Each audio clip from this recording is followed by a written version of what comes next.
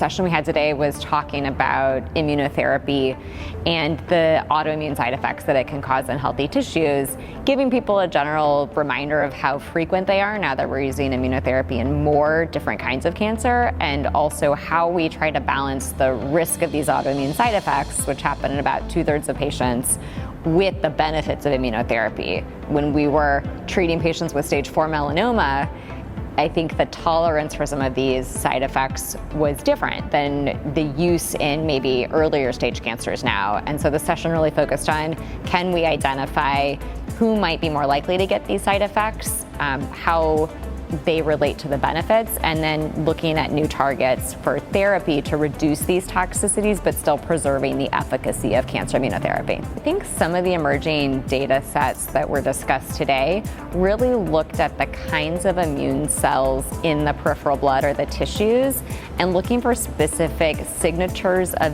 T cells that might give us a clue that a person was more likely to develop a toxicity.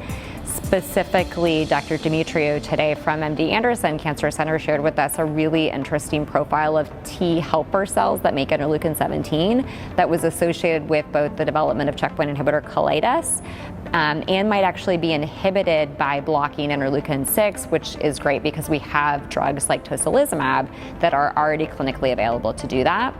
And then we've also looked at some data from the Crick Center in London with Dr. Max Emmerich that showed that by using sort of a broad approach, looking at baseline and then on therapy, using really detailed profiling of cells in the peripheral blood, that maybe we can identify changes in immune cells. And so I think we're moving towards having signatures that are predictive, and that might change how we treat therapies. As we think about immune therapy, we really should be making sure we get a good data set baseline. So that would involve genetic profiles like HLA type, thinking about germline SNPs, pre-existing autoimmune disease, and then looking in the blood, whether that's through bulk RNA sequencing or really detailed protein analysis. Our group and others have done some work that shows that CD8 T cells that make interferon gamma are really predictive, as well as this population of T cells that make interleukin 21 called T follicular helper cells. These are really important in our vaccine responses. They help bring cells together in tissues, both in autoimmune disease and in cancer, to form what's called a tertiary lymphoid structure. We and others, including John Wary's group, have really shown that if you have these in the blood or in the tissues, you're much more likely to get these autoimmune toxicities. And so I think the consensus was, as we develop our new immunotherapy trials, but also trials specifically to look prospectively at immunotherapy toxicities, we really have to take a broad look, whether it's getting a good detailed history on the patient's autoimmune history, looking at their genetic background, and then also getting blood samples and data sets to look for these specific phenotypes. And that will then provide us the prospective data we need to really make inroads into reducing these toxicities. A couple really interesting things that came out of the session that were surprising. So one of them was Dr. Gwendolyn Joseph shared with us today that there was actually a decrease in bone mineral density in some animal models where they were treating with anti-PD-1 therapy. And I think it raised some really interesting questions about risk-benefit, and as we think about treating more women in breast cancer with checkpoint inhibitor, this is a big issue. So she showed that especially in aged mice, where maybe we might expect that to mimic a postmenopausal female population,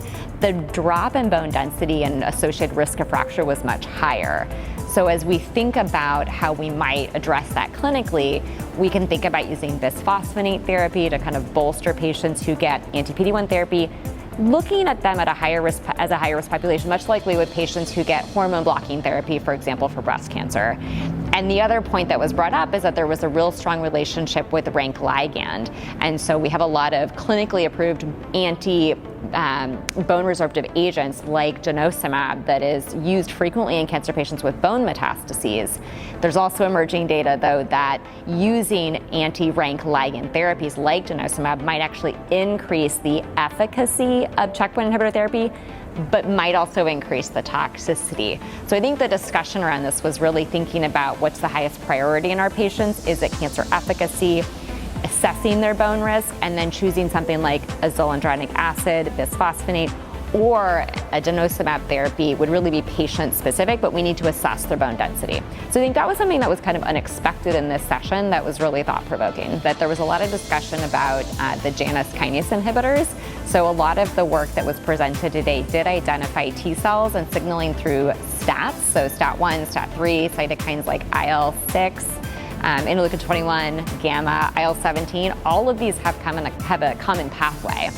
And we talked about how for a lot of our checkpoint inhibitor toxicities that might not respond to high-dose steroids, which many of them don't, we might want to think about shifting to non-traditional approaches like either Janus kinase inhibitors, which are orally approved drugs that we can use for spontaneous autoimmune diseases and leverage for checkpoint inhibitor toxicities, or things like the IL-6 blockers tocilizumab, early rather than later. So moving towards thinking about these steroid alternative agents early when we develop toxicities. And I think that's reflected in some of the newer guidelines like the NCCN or the ASCO guidelines, that we have more evidence.